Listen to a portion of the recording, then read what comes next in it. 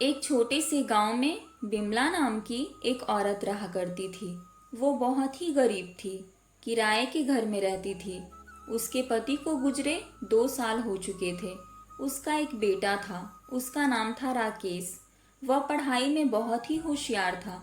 पति के गुजरने के बाद घर चलाने की सारी जिम्मेदारी बिमला के कंधों पर आ गई थी। साथ में राकेश की पढ़ाई का बोझ भी था। बिमला हमेशा सोचती थी उसका बेटा एक दिन बड़ा अफसर बने। बिमला जब काम करती तो राकेश भी उसके साथ ही जाता था।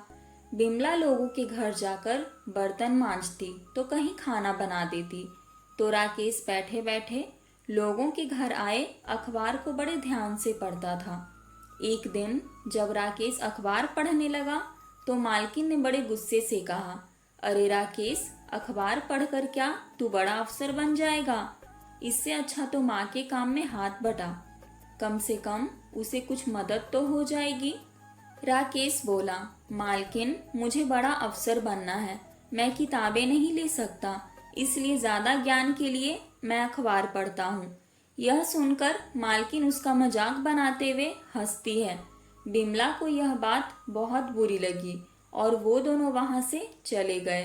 फिर बिमला ने शादियों में रोटी बनाने का काम शुरू किया। वह सुबह 3 बजे उठकर अपना काम शुरू कर देती थी। उसके साथ राकेश भी उठता था और माँ को मदद करके पढ़ाई करता था। इसी तरह दोनों बहुत मेहनत से काम करते थे।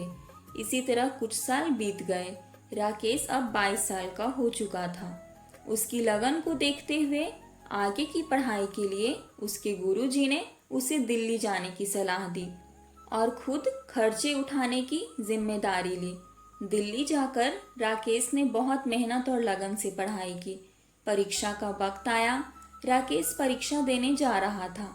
रास्ते में उसे एक कार ने टक्कर मार दी, लेकिन वह अस्पताल न जाकर किसी तरह परीक्षा देने चला गया। उसके बाद अस्पताल जाकर इलाज करवाया, फिर इंटरव्यू दिया, फिर कुछ दिन के लिए माँ के पास गांव चला गया। कुछ दिन बाद रिजल्ट का वक्त आया। बिमला अखबार खरीद कर लाई। राकेश को रिजल्ट देखने को कहा। राकेश ने रिजल्ट देखा तो खुशी से चिल्लाते हुए माँ को बोला, माँ, मैं अफसर बन गया। यह सुनते ही माँ की आंखों में आंसू आ गए। वो दोनों रोने लगे। अर्थात यह कहानी हमें यही सीख देती है कि चाहे हालात कितने भी बुरे हों, कितनी भी बड़ी समस्या हो, आप अपनी मेहनत और लगन से सब कुछ कर सकते हैं। बस आपको कभी भी हिम्मत नहीं हारनी है। श्री कृष्ण कहते हैं, बुरा वक्त सबका आता है, किसी का जल्द, किसी का देर से जाता है, पर जल्दी उसी का जाता है जो मेहनत करके दिखाता है।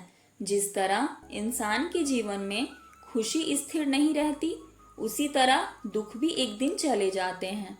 बुरा वक्त आना भी जरूरी है, क्योंकि अपनों में जो गैर बनकर छिपे हैं उनका पता तभी चल पाता है। समय कितना भी कठिन हो, वह आपको तब तक नहीं हरा सकता जब तक कि आप खुद हार ना मान लें। कठिन समय में अपनी उम्मीदों को कभी न खोना। जल्द ही एक नया सवेरा आपके जीवन में खुशियां लाएगा।